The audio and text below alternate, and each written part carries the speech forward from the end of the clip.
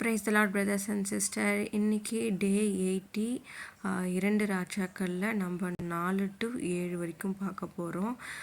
First அதிகாரம் 4 பார்த்துடலாம்.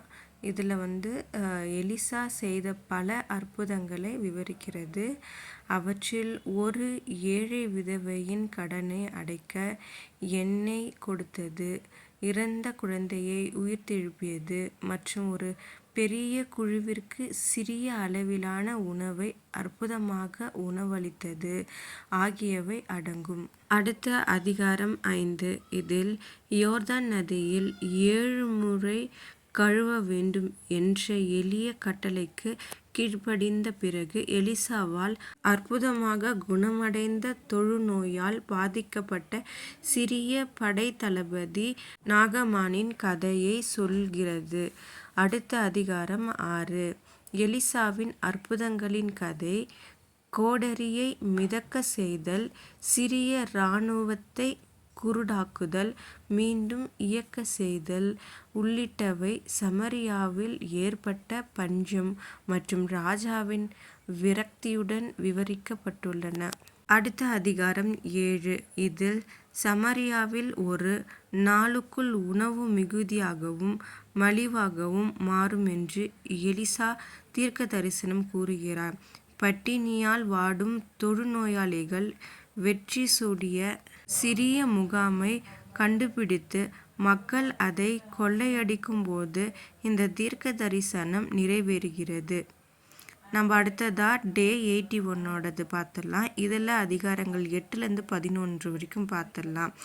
நம்ம அதிகாரம் 8. இதில் சுனேமிய பெண்ணின் தேசம் திரும்ப கொண்டு வரப்பட்டது.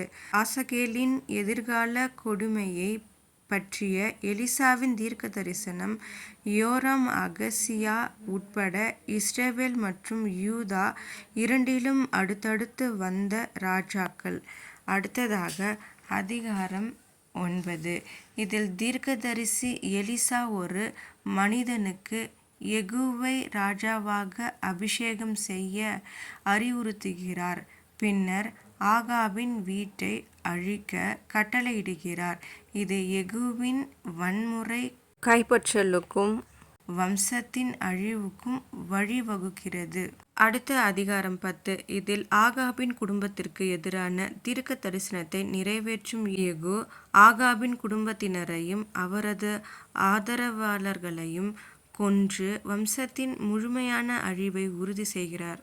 அடுத்த அதிகாரம் 11. இதில் அத்தாலியால் தன் மகன் அகசியாவின் மரணத்திற்கு பிறகு அரியணையை கைப்பற்றி அரச குடும்பத்தை கொன்றாள். ஆனால் யோசபால் அகசியாவின் மகன் யோவாசை மறைத்து வைத்தாள்.